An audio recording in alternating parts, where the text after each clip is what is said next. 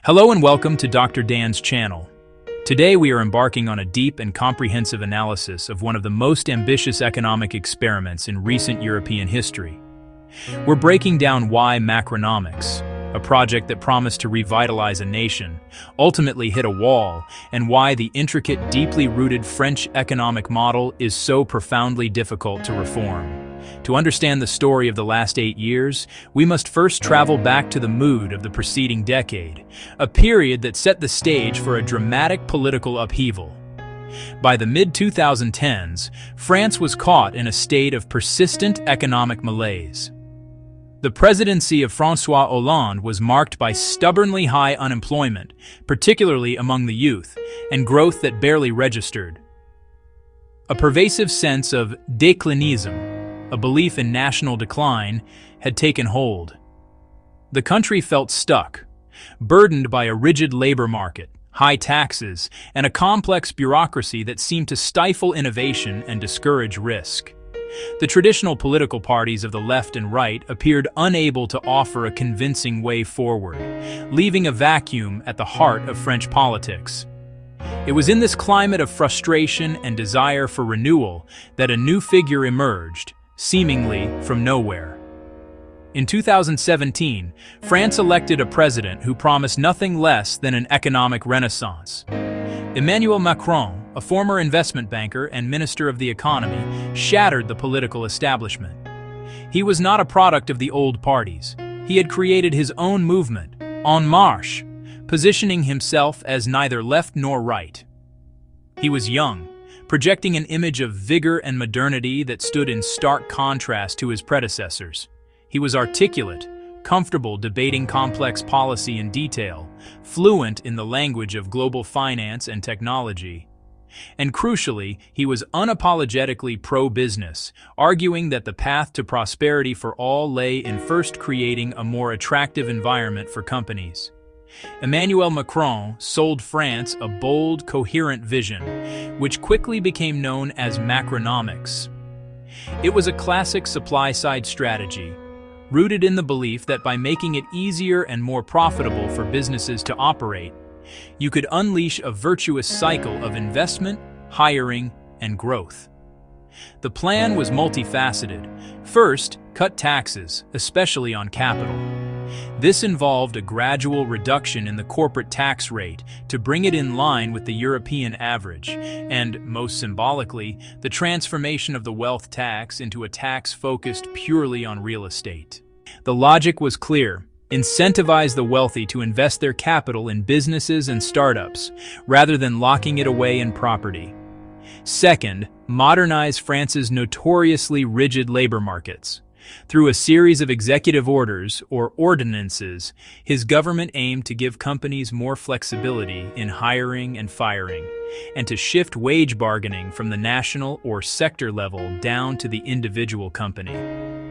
Third, unleash investment, both foreign and domestic, by simplifying regulations and championing France as a startup nation. The goal was to make France the most attractive destination in Europe for talent and capital. This was the promise: a leaner, more agile state and a more dynamic, competitive economy. 8 years later, the verdict on this ambitious project is deeply uncomfortable and complex. The reforms were implemented, and in some areas, the results were immediate and visible.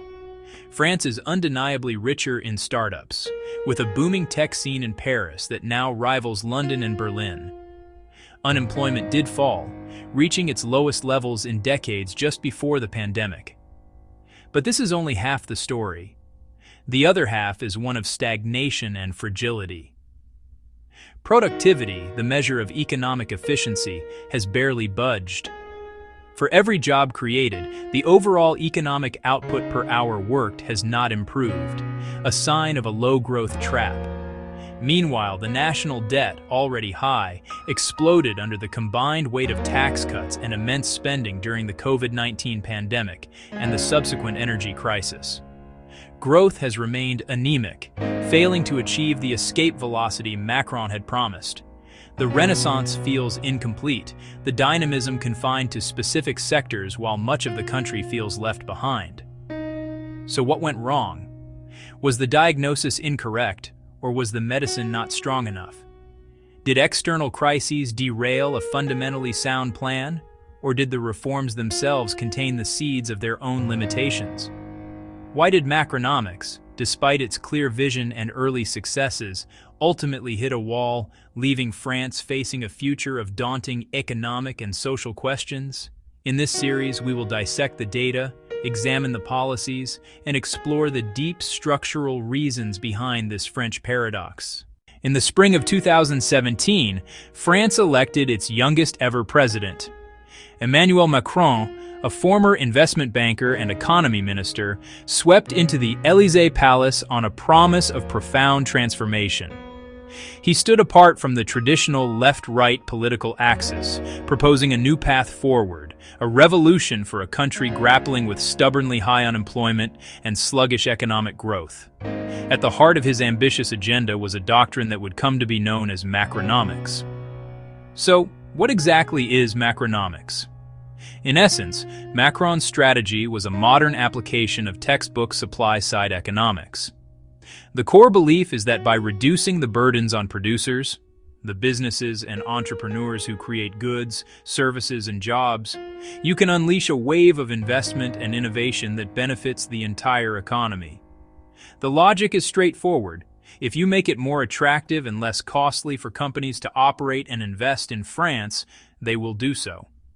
This in turn should lead to more jobs, higher wages, and ultimately greater prosperity for all. It was a bet on the dynamism of the private sector, a deliberate pivot from decades of French economic policy that had often prioritized state intervention and demand-side stimulus. The goal was to make France more competitive on the global stage, to shake off its reputation for economic rigidity. The first and most significant pillar of this strategy was a major overhaul of the tax system, aimed squarely at businesses and investors. The headline policy was a phased reduction of the corporate tax rate. When Macron took office, French companies faced one of the highest rates in Europe, at over 33%. His government set a clear, multi-year path to bring that figure down to 25%, aligning France with the European average. This wasn't just a small tweak, it was a powerful signal to both domestic and international businesses that France was serious about becoming a more attractive place to invest and generate profits. The idea was to leave more capital in the hands of companies to reinvest in expansion, research and development, and hiring. But the tax reforms didn't stop with corporations. To encourage private investment and prevent capital flight, Macron took the politically bold step to scrap the country's long-standing solidarity tax on wealth, the Impôt de Solidarité sur la Fortune, or ISF. This tax was levied on a wide range of assets, including property, stocks, and bonds. Macron replaced it with a much narrower tax focus solely on real estate wealth. The move was controversial, earning him the nickname President of the Rich.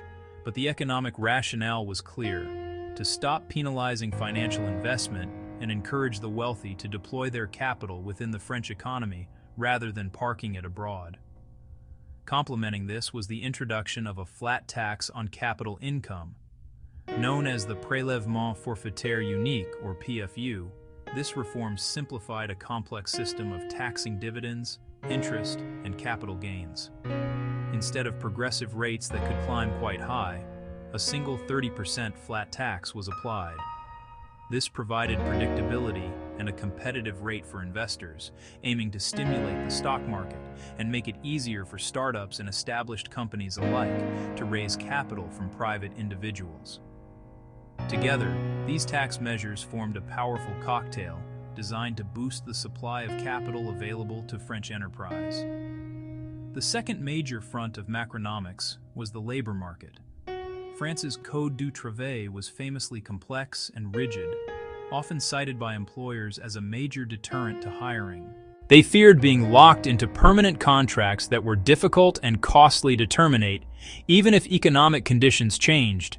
To address this, Macron's government moved swiftly to make hiring and firing more flexible.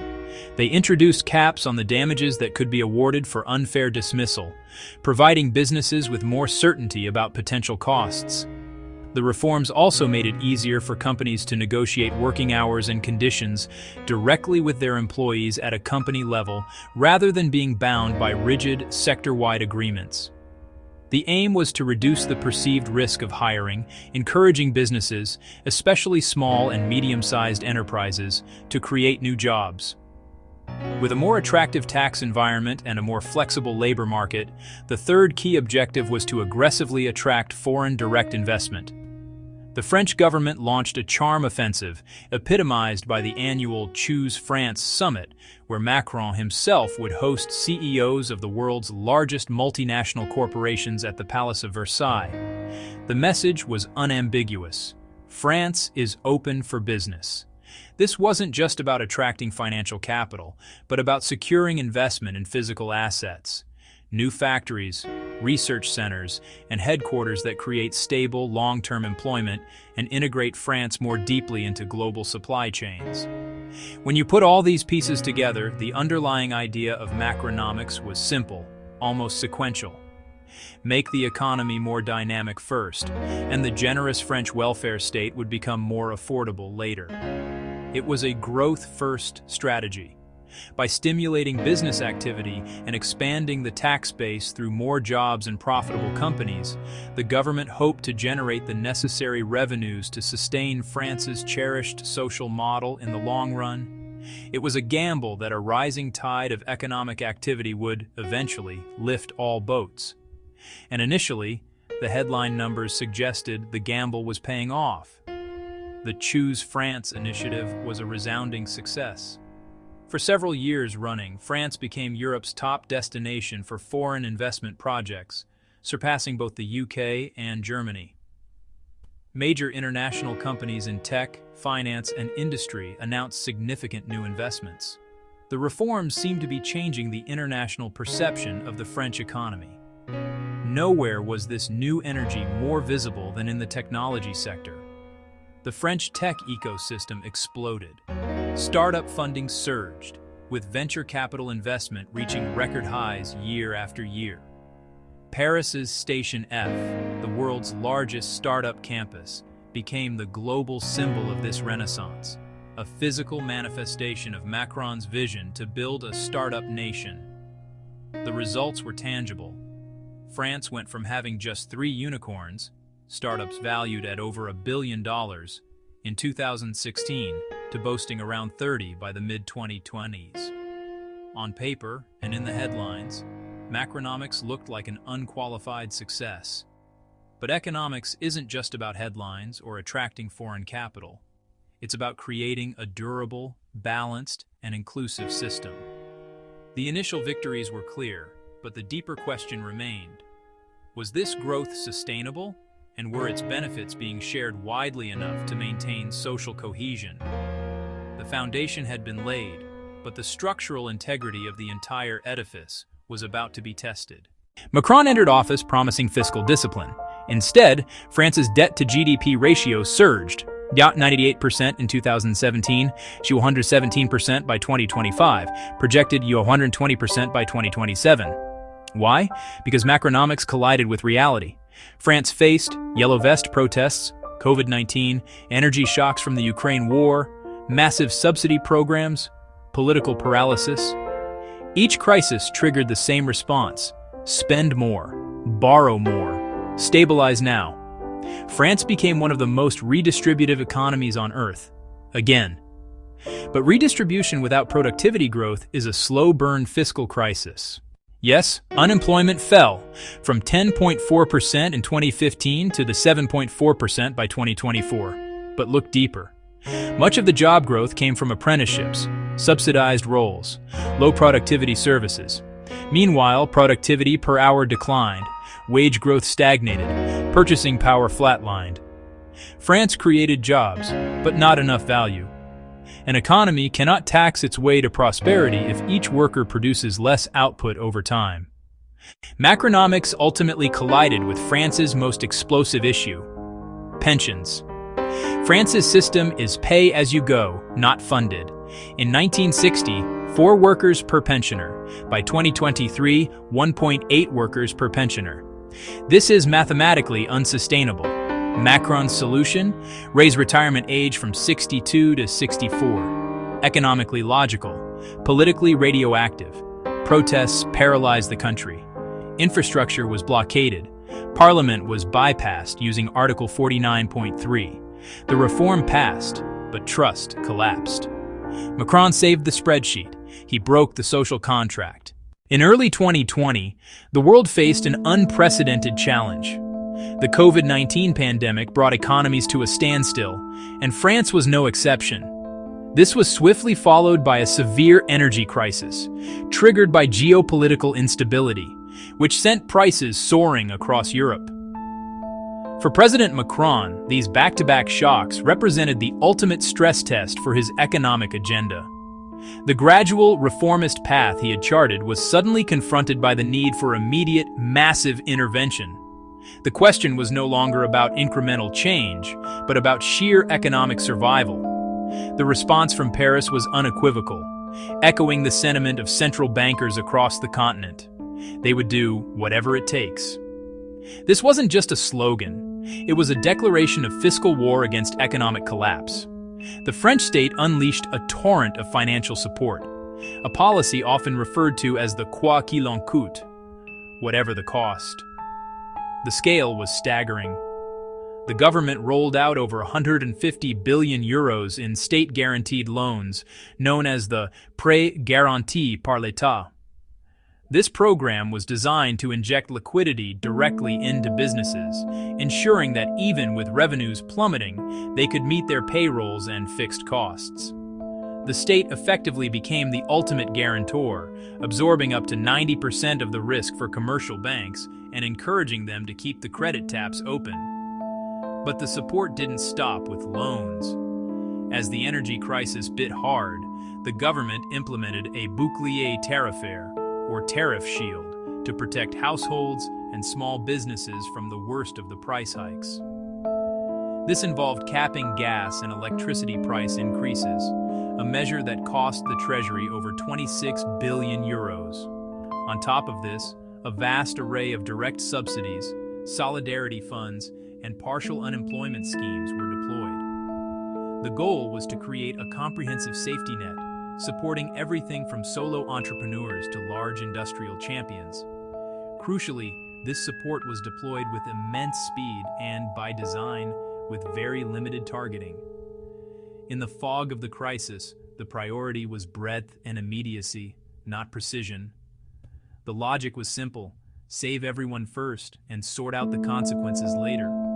But what were those consequences? In the short term, the policy was a resounding success. It prevented a catastrophic wave of immediate bankruptcies and mass unemployment. However, as the dust settled, a more complex and troubling picture began to emerge. The broad, untargeted nature of the aid meant that it propped up not just viable businesses facing a temporary crisis, but also firms that were already struggling before the pandemic. These so-called zombie firms, companies unable to cover their debt servicing costs from profits over an extended period, were kept alive on a lifeline of public funds. Inefficient companies that might have naturally exited the market were shielded from creative destruction, the very process that allows a dynamic economy to reallocate resources to more productive uses. The result was a delay, not a prevention, of economic reckoning. Bankruptcies were artificially suppressed in 2020 and 2021, falling to historic lows. But this was a temporary illusion. As the state support was gradually withdrawn, the underlying weaknesses of these firms were re-exposed. By 2024 and into 2025, the dam broke. Business failures surged, not just returning to pre-pandemic levels, but significantly exceeding them. France had effectively postponed a necessary restructuring of its corporate landscape, and in doing so, it arguably paid double. First, in the massive fiscal cost of the subsidies, and second, in the pain of a delayed and more severe wave of insolvencies. This crisis response highlighted a deep-seated tension in the French economic model, a tension that also explains why Macron's earlier, more structural reforms had stalled.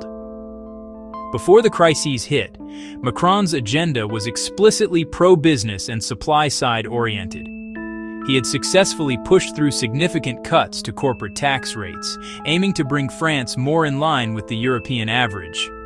He controversially reformed the wealth tax, transforming it into a tax focused purely on real estate, and he began chipping away at the complex web of production taxes. Levies on factors like revenue and payroll that are unique to France and penalize industrial activity regardless of profitability. These were meaningful, tangible changes designed to improve the business climate and attract investment. Yet these reforms ran into a wall of deeply entrenched structural rigidities. Macron could lower taxes, but he could not fundamentally overhaul the core systems that shaped the French economy. The labor market, despite some initial reforms to make hiring and firing easier, remained characterized by significant rigidity, particularly for established firms. The pension system, a complex pay-as-you-go structure facing immense demographic pressure, proved politically explosive. Attempts to reform it required the government to use the controversial constitutional Article 49.3, bypassing a parliamentary vote and triggering mass protests, demonstrating the profound societal resistance to change. Furthermore, the sheer size and complexity of the French state remained a formidable obstacle. The millefeuille administratif, the administrative thousand-layer cake, creates a daunting environment for businesses. Navigating the overlapping jurisdictions of national, regional, departmental, and local authorities for permits and compliance is a significant drain on resources. This administrative overload, coupled with a tax system that still taxes labor very heavily compared to other OECD countries, creates powerful disincentives for companies to grow. Many small businesses are reluctant to expand beyond certain employee thresholds, which trigger a cascade of new regulations and social charges. This created a fundamental paradox. France had a president actively courting international investors and celebrating its startup nation credentials. Yet the underlying operating system of the country remained geared towards stability and preservation, not dynamic growth and disruption. The crisis response, while necessary, amplified this trait, reinforcing the state's role as the ultimate protector against economic shocks. The result is a pro-business president trapped inside an anti-disruption system, a leader who can change the weather but not the climate. The core challenge for France remains unresolved: how to reconcile the desire for entrepreneurial dynamism with a social and political structure that instinctively resists it. Zero-sum economics. France increasingly operates on zero-sum thinking. Protect insiders, preserve benefits, resist reform. But zero-sum politics shrinks the pie. Instead of productivity, innovation, and growth, politics focuses on distribution, protection, and conflict. Meanwhile, debt compounds quietly. Is France doomed? Not necessarily. France still has world-class infrastructure, favorable demographics, nuclear energy dominance, and deep human capital. But the window is closing. Without productivity reform, pension rationalization, and state modernization, debt servicing will crowd out education, investment, and defense. Markets won't negotiate. Compound interest doesn't protest. Macronomics didn't fail because it was wrong. It failed because partial reform inside a rigid system only exposes contradictions. France tried to be pro-business, high spending, and low conflict at the same time. That triangle doesn't hold. The real question now isn't whether Macronomics failed. It's whether France is willing to choose growth over nostalgia. Because history is unforgiving to economies that believe they can vote against arithmetic. If you found this breakdown useful, like, subscribe, and share. And comment below, is the French model a humane alternative or a fiscal time bomb?